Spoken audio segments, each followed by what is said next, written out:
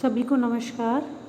आज हम BA second year के प्रश्न पत्र सेकंड मध्यकालीन भारत के अंतर्गत सल्तनत कालीन केंद्रीय प्रशासन को पढ़ेंगे। विद्यार्थियों, इससे पहले हमने सल्तनत काल के जो सुल्तान हैं उनकी विशेषताओं या उनके जो उन पर बनने वाले जो प्रश्न हैं उन पर हमने चर्चा कर ली थी। अब जो कॉम्पिटिटिव एग्ज़ामों में भी या फिर अंतिम एग्ज़ाम में ये प्रश्न जो है सल्तनत काल का जो केंद्रीय प्रशासन है इस पे जो प्रश्न है, महत्वपूर्ण निबंधात्मक प्रश्न है, उस पे भी हम चर्चा कर लेते हैं। तो विद्यार्थियों, सल्तनत कालीन जो केंद्रीय प्रशासन है उसके अंतर्गत सबसे पहले है नंबर 1 पर सुल्तान। देखिए, हमने बताया था कि जो सुल्तान है वो संपूर्ण सत्ता का केंद्र होता था। कुछ सुल्तानों ने स्वयं को देवताओं के तुल्य भी माना था, ऐसा हमने पूर्व में पढ़ा है। जैसे बलबन है वो देवत्व के सिद्धांत पे था, अलाउद्दीन है वो भी देवत्व के सिद्धांतों पर आधारित था, इल्तुतमिश है था जो अपने जो अन्य जो अधीन शासक थे उनके साथ सामूहिक रूप से कार्य करने पर विश्वास रखता था। इसके अलावा लोदी वंश है, उनकी स्थिति अलग थी। तो कुल मिलाकर के हम ये कहना चाहेंगे कि सुल्तानों की अलग अलग सल्तनत में अलग अलग स्थिति थी या अलग अलग वंशों में अलग अलग स्थिति थी। अब हम बात करते हैं कि जो सल्तनत काल के अंतर्गत वैधानिक दृष्टि से खलीफा ही राज्य का सर्वोच्च अध्यक्ष होता था। इसके लिए क्या होता था, खलीफा से ये जो शासक थे, सुल्तान थे, वो एक मान्यता का पत्र लेते थे। इल्तुतमिश पहला दिल्ली का सुल्तान था जिसने खलीफा से मान्यता पत्र प्राप्त किया था। कुतुबुद्दीन मुबारक खिलजी था, उसने खलीफा का अधिपत्र ही नहीं प्राप्त किया था, वो स्वयं को ही खलीफा घोषित करता था। ऐसे भी सल्तनत के अंतर्गत जो सुल्तान हुए हैं। अब हम बात करते हैं सुल्तान के जो कार्य हैं उनके बारे में। तो देखिए, सुल्तान के अगर हम कार्यों की बात करेंगे तो सुल्तान के अंतर्गत हम कहेंगे कि वास्तविक रूप से सल्तनत काल के अंतर्गत सुल्तान ही सर्वोच्च अध्यक्ष या सर्वोच्च सत्ता का केंद्र था। प्रशासन की जो सारी सत्ता थी वो सुल्तान के हाथ में ही निहित होता था और सुल्तान के द्वारा बनाए गए कानून ही राज्य के कानून होते थे। तो विद्यार्थियों की सुल्तान ही सत्ता का केंद्र होता था। सर्वोच्च सेनापति भी सुल्तान होता था और सुल्तान द्वारा अनेक महत्वपूर्ण पदों पर भी नियुक्तियां की जाती थी। इस प्रकार जो सल्तनत काल में जो सुल्तान के पास एक अपरिमित शक्तियां यानी कि जिसकी काउंटिंग नहीं हो सके, इस प्रकार की उसके पास शक्तियां होती थी। सल्तनत में ऐसा कोई भी वर्ग नहीं होता था जो सुल्तान की इन शक्तियों पर नियंत्रण रख सके। लेकिन कभी कभी ऐसी स्थिति हो जाती थी, जैसे अमीर वर्ग है इल्तुतमिश के समय, उलेमा वर्ग है फिरोज शाह तुगलक के समय में, ऐसे दो प्रमुख वर्ग थे जो कुछ हद तक सुल्तान की शक्तियों पर नियंत्रण रखते थे। किंतु ये तभी संभव होता था जब सुल्तान कैसा हो, दुर्बल हो या शक्तिहीन हो, तभी जो सुल्तान के समय में जो उलेमा वर्ग है या अमीर वर्ग है वो ऊपर उठ करके आते थे। इस प्रकार सुल्तान की स्थिति निरंकुश स्वेच्छाचारी शासक के रूप में थी।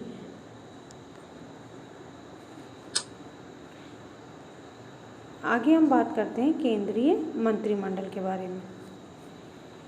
केंद्रीय मंत्रिमंडल के अंतर्गत नंबर 1 पर है वजीर। वजीर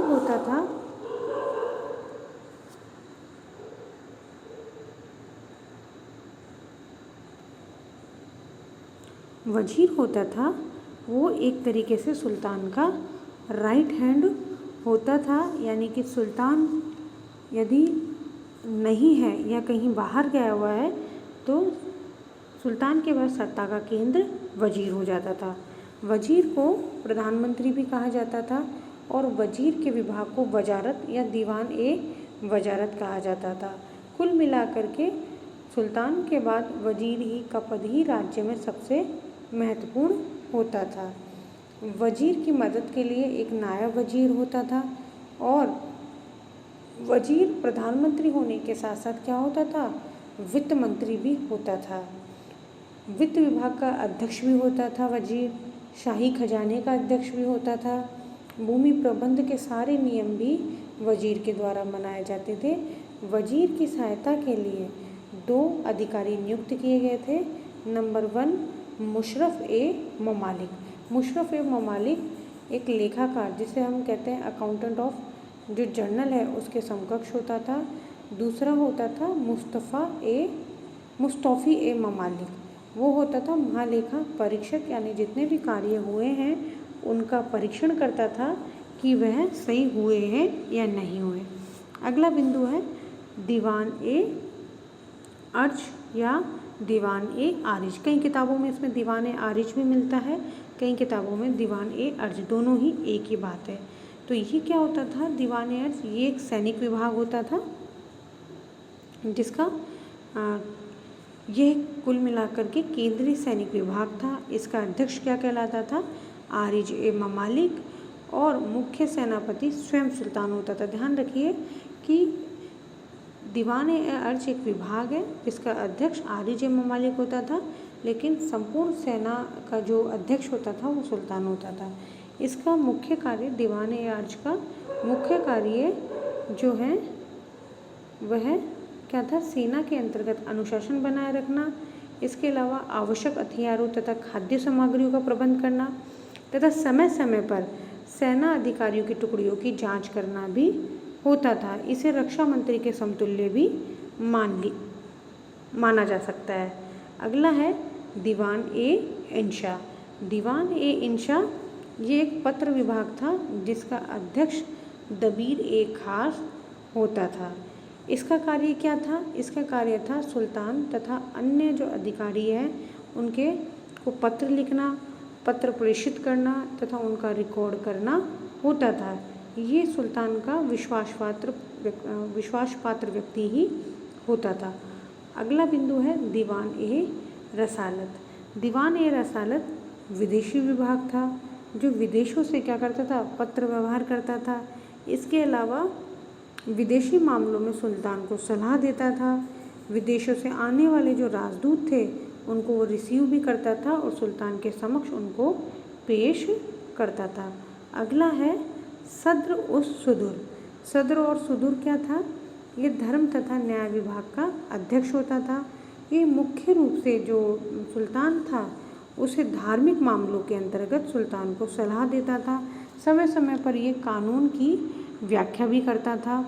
सुल्तान द्वारा दिए गए जो दान है उनकी भी ये डिटेल रखता था, और सुल्तान अगर किसी व्यक्ति को दान दे रहा है तो वो व्यक्ति उपयुक्त है या नहीं उसका भी ये रिकॉर्ड रखता था। अगला बिंदु है काजी उल कुजात। काजी उल कुजात क्या था कि यह एक मुख्य न्यायाधीश था जिसे काजी ए ममालिक भी कहा जाता था। इसका कार्य सुल्तान के द्वारा जो भी प्रांतों के अंतर्गत काजी नियुक्त होते थे उनको क्या करना होता था? परामर्श देना होता था। और प्रांतीय काजी यदि कोई निर्णय लेते थे उन निर्णयों की अपील भी सुनता था, मुकदमे भी सुनता था, और इसका निर्णय अंतिम निर्णय माना जाता, जिसे वर्तमान में जैसे सुप्रीम कोर्ट के समतुल्य हम इसे मान सकते हैं कि उसके निर्णय को हस्तक्षेप नहीं कर सकते। पर सुल्तान द्वारा सामान्यतः इसमें हस्तक्षेप नहीं किया जाता था, पर अंतिम निर्णय कभी कभी सुल्तान के द्वारा भी लिया जाता था। इसके अलावा हम बात करते हैं अन्य जो हैं केंद्रीय मंत्री की। हम बात करते हैं कि अन्य केंद्रीय मंत्री और कौन से होते थे। उसमें था एक वकील ए दर। वकील ए दर क्या था? ये शाही परिवार का एक तरीके से रखवाला होता था। सुल्तान तथा उसके परिवार का संबंधित जो विभाग है उसका ये अध्यक्ष होता था। शाही परिवार को या सुल्तान के परिवार को किन किन वस्तुओं की आवश्यकता चाहिए या उनकी कौन कौन सी व्यक्तिगत समस्या है या कोई आवश्यक वस्तु जो उनको चाहिए उसकी व्यवस्था करवाना, उनकी सुरक्षा का उत्तरदायित्व निभाना, ये कार्य वकील दर का होता था। ये व्यक्ति भी सुल्तान का अत्यंत विश्वासपात्र व्यक्ति होता था। अगला है अमीर ए हाजिब। अमीर ए हाजिब क्या होता था? दैनिक दरबारी गतिविधियों का संचालक होता था कि राजा जो सुल्तान है वो दरबार में कब उपस्थित होगा, दरबार में होने वाली जो घटनाएं हैं उनके बारे में वो लिखता था। सुल्तान से कौन कौन से व्यक्ति मिलेंगे उसकी सूची लिखेगा, तथा जनता और सुल्तान के मध्य वो क्या करता था, एक कड़ी का कार्य करता था। अगला है इसके अंतर्गत अमीर ए आखुर। अमीर ए आखुर क्या होता था, शाही अस्तबल का अध्यक्ष होता था। आपको पता है रजिया के समय में जो मलिक याकूत था जो अमीर ए आखुर था। इसके अलावा शहना ए पील। शहना ए पील क्या होता था, हस्ती सेना जो थी, हाथी की जो सेना थी वह हस्ती सेना थी, उसको पील कहा जाता था और उसका जो अध्यक्ष होता था उसको शहना ए पील कहा जाता था। अब हम बात करते हैं, हमने केंद्रीय प्रशासन की चर्चा कर ली है, अब हम बात करते हैं प्रांतीय शासन के अंतर्गत। तो प्रांतीय शासन के अंतर्गत सल्तनत काल में जो प्रांत होता था उसको हमने, आपको पता है कि इल्तुतमिश के समय से एकता कहा जाता था। सर्वप्रथम एकता क्या थी, प्रशासनिक सुविधाओं के हिसाब से थी, लेकिन धीरे धीरे उसके अंतर्गत अनेक जटिलताएं आने लगी थी। आगे हम देखेंगे कि अगर हम जब मध्यकालीन भारत के अंतर्गत जब हम मुग़ल प्रशासन पढ़ेंगे तो हम देखेंगे कि किस प्रकार से जो मुग़ल कालीन जो शासक है उसमें उसने फेरबदल करा। इसके अलावा विशेष रूप से जो शेरशाह सूरी के द्वारा इसके अंदर काफ़ी बदलाव किया, हम उसकी भी चर्चा करेंगे, लेकिन यहाँ हमें सल्तनत कालीन एकता के बारे में ही चर्चा कर लेना आवश्यक है। तो सल्तनत काल के अंतर्गत सर्वाधिक जो प्रांत थे या एकता थे वह मोहम्मद बिन तुगलक के समय थे और उनकी संख्या कितनी थी, 23। और प्रत्येक एकता में सल्तनत काल में प्रशासन चलाने के लिए 2 प्रमुख अधिकारी होते थे। नंबर 1 इक्तेदार, इसे मुक्ता या वली भी कहा जाता था। इसका मुख्य कार्य प्रांत में शांति व्यवस्था बनाए रखना और अपने अंतर्गत जो भी राजस्व का क्षेत्र है उसको या राजस्व करों को वसूलना था, और वसूल करके जो केंद्रीय शक्ति है वहाँ पर जो राजस्व वसूला गया उसको भिजवाना था, यानी जितनी उसकी आवश्यकता हो उतना तो वो रख लेता था। इसके अतिरिक्त जो बचा हुआ शेष था जिसे हमने चर्चा की थी पहले, फवाजिल था, वह आगे उसको भिजवा दिया जाता था। अगला है ख्वाजा या दीवान या साहिब। ये पद पहली बार क्या हुआ, बलबन के समय में सृजित किया गया था। यह राजस्व विभाग का अध्यक्ष होता था। इसका कार्य अपने जो क्षेत्र है उसके अंतर्गत जो यानी अपना जो एकता है उसमें भू राजस्व जो कर है उसका निर्धारण करना होता था और उसको वसूलना होता था। ख्वाजा की मदद के लिए एक अन्य व्यक्ति होता था जिसे नाजिर या वकूफ़ भी कहा जाता था, जो आय व्यय का हिसाब रखता था। अगला है जिला प्रशासन। तो जिला प्रशासन के अंतर्गत हम देखेंगे जिले को सल्तनत काल के अंतर्गत शिक भी कहा जाता था और इसका जो प्रमुख होता था उसे शिकदार कहा जाता था, और शिकदार का कार्य भी इक्तेदार के समक्ष होता था कि अपने क्षेत्र के अंतर्गत शांति व्यवस्था को बनाए रखना और राजस्व वसूली के अंतर्गत इक्तेदार की मदद करना। अगला है परगना। जो परगना होता था सल्तनत काल में वो वर्तमान में तहसील के समतुल्य होता था।